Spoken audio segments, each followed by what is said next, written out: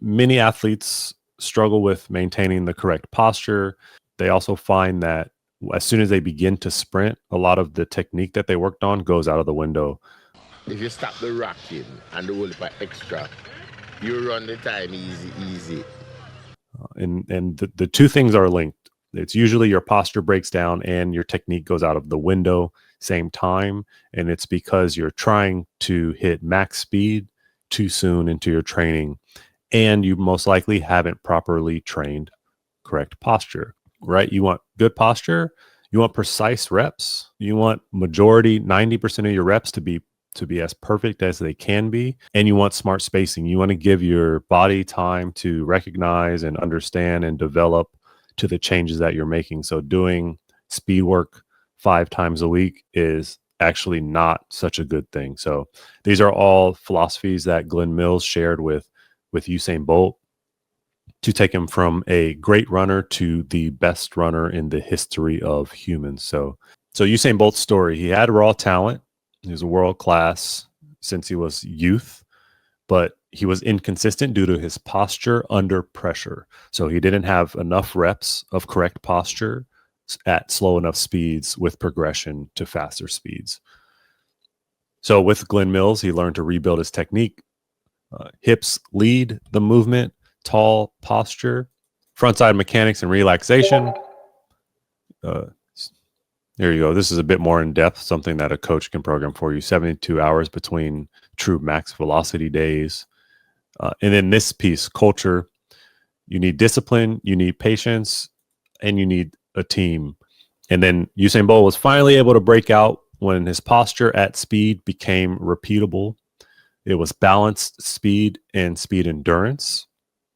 He was confident under pressure. If you notice, Usain Bolt, he never looked tight and tense, right? He was always relaxed. He was always playing, right? So this is another video that I received from one of my athletes, and look at the tension that he's running with. He's all over the place as far as swinging back and forth. And then this is also why his form is breaking down, is he's trying to haul ass right here, right? And then his form all of a sudden goes out of the window, head movement, arms wide. And so my critique and advice to him was, we need to slow down in order to go fast. So posture, rhythm, speed. So again, I said for Usain Bolt, Coach Mills has been very vocal about slowing him down to then speed him up. So the hidden reason why your speed training might be falling, most athletes try to force speed with effort, tension, and overcorrection. And I was one of them 100%. And I wish I could go back and re-implement some of these concepts. Glen Mills taught Bolt how to slow down and feel rhythm, posture, and flow. Going slow gives the brain time to build coordination and confidence. Now this is a big piece of the puzzle, because the brain is actually going to form grooves and link, the correct posture to something good, to a repeatable motion. Once it forms the grooves, you have to do the motion over and over and over. The synapses and the neurons make connections, and so then your brain will be able to recreate that experience, but then recreate it 5% faster than you went last week. And then the next week, you'll be able to go 5% faster and faster. And those grooves in the brain become deeper, deeper, deeper, so that when you're my age and you haven't sprinted in a while, when you go to sprint, everything happens automatically. Speed is earned through patience, rest, and repetition, not panic and pressure. When athletes rush the process, they often force movement instead of feel movement. Pushing too hard too soon overwhelms the nervous system. Instead of confidence, you build hesitation. You can't, right? If you can't do correct high knees at 75%, you're not going to be able to do them at 100%. Overthinking replaces instinct, and instinct is where speed lives. This part right here, right? So you have different modes that your brain operate in, and essentially when you overthink, you operate 20 times slower than when you are just operating in flow. Not 20 times like velocity, 20 times like your body processing processing and sending signals to your extremities. Again, the brain needs to rest to grow. So neural growth happens in gaps. Just think about it like you are studying for something, and then you go to sleep, and then you wake up, and then you know the material much easier. Or think about weight training. You're in the weight room, and the time that you get bigger is not when you're lifting, it's actually when you're resting. And then you'll have mental fatigue. I see this somewhat often too, where I have to stop my athletes when I see them becoming fatigued and they don't want to stop because maybe it's a complex movement or something we're learning. And it's like, no, we need to rest. We don't want cognitive overload. We don't want to practice like just because the workout says 8 times 40 high knees, but you get to number 5 and you have sloppy movement, poor timing, you're going to increase risk of injury. It's time to shut it down. And this is a big conflict, actually, believe it or not, between sports, like the amount of rest that you need or not. And sprinting is neural heavy and CNS, central nervous system heavy. So that means you need more rest time, right? Bolt's brilliance wasn't just how he trained. It's how his coach structured downtime.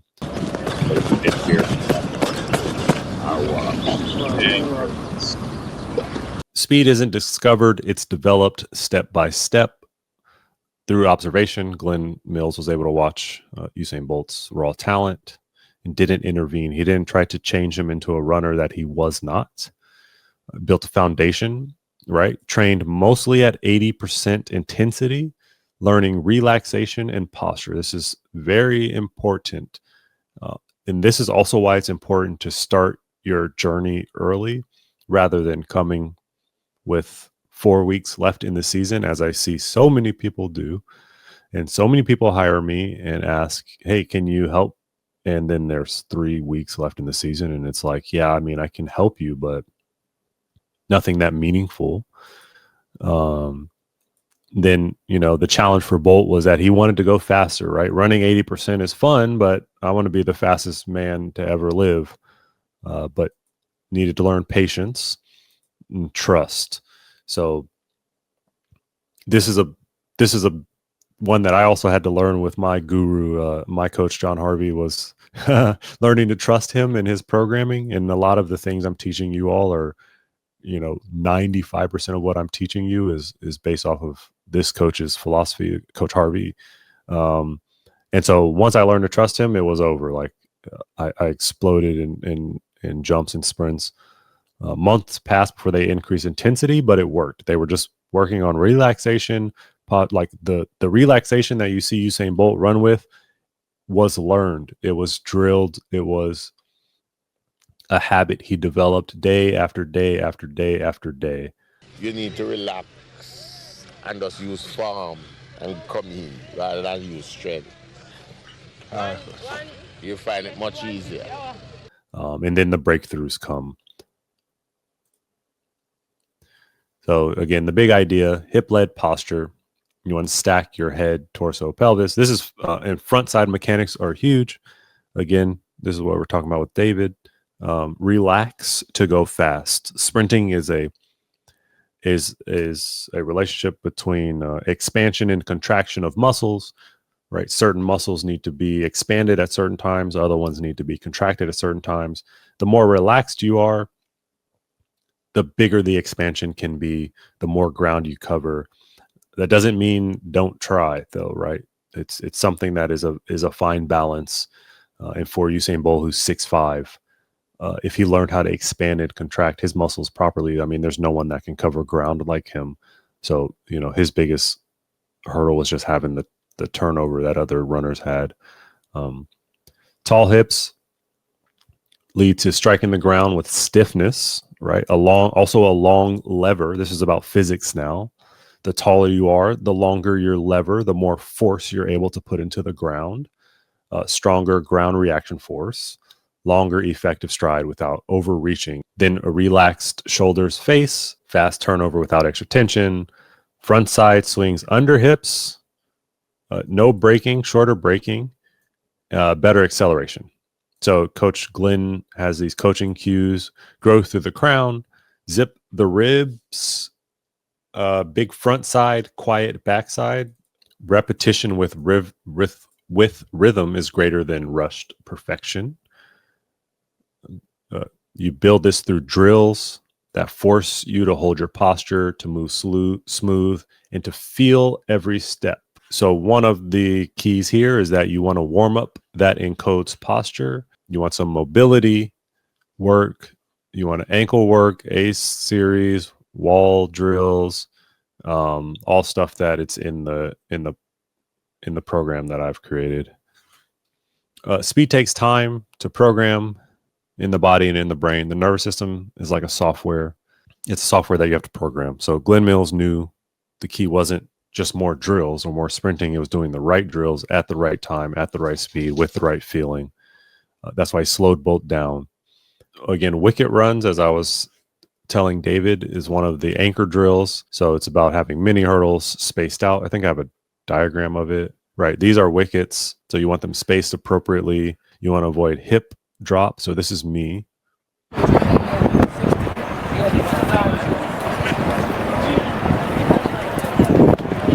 And so those hips are dropped because I didn't do the correct drills. I didn't do enough posture work. I was trying to run too fast, too strained.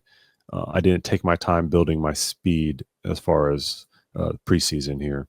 Kimberly stand for the bronze at 9. So those are decent jumps, but could have been much better form. So this is about Glen Mills' framework for true max speed. If you want to work on acceleration, max speed is 3 to 7 seconds. If you want to work on speed endurance, it's 15. Special endurance, 40. Again, I have this all programmed. So these are something that I really love as well. This is one of my clients, Dave. These are called fly-ins. So you want to be relaxed, elbows back, bounce off the ground. So what Dave is going to do here is he's going to run into a certain point or just high knee in, keeping good form. And then once he gets to a certain point, he's going to put his hands on hips and try to maintain. And again, Dave is someone who needed some posture work. He needed some front side mechanic work. He was able to reach one of his best times recently. And so that's a drill that he and I did together, working on posture, working on slowing down. And this is a new one, but it's one of Glen Mills' drills that he does, which is a 2-cone tall check, running tall and yelling tall at each cone. I wonder if I'm still up or not. Okay, so practice template. Maybe you want to do your warm-up. You want to do blocks, 4 to 6 sets of 30 to 40 meter sprints with full rest because you want to be at max efficiency. Then you can do some fly-ins, some wickets, and finish with some core. Oh, I see. This is a max acceleration example. Here's a speed endurance example. 3 to 5 150s at 92 to 95%. Remember, this actually is for like while you're in season and almost trying to peak, you want to keep these, remember, at 80% for preseason and try to keep them perfect form. But if they are at 80%, your rest can come down and the reps can go up. Another option is 120 with an 80 meter split. So you run 120, take 30 seconds, run 80, keep the rest in between there. And this is special endurance. So again, warm up with the posture block, 2 to 3 sets of 300s, somewhere around there. And then a very important part of this is the recovery rule. I have this image of the batteries here. So 72 hours between true max days. You cut one rep that you shouldn't be doing so that you can come back tomorrow and still get a win. What looks effortless is often repetition in disguise. If you enjoyed this video, I know you're going to like our video on overthinking, and I know you'll love our video on not panicking when the pressure gets tough.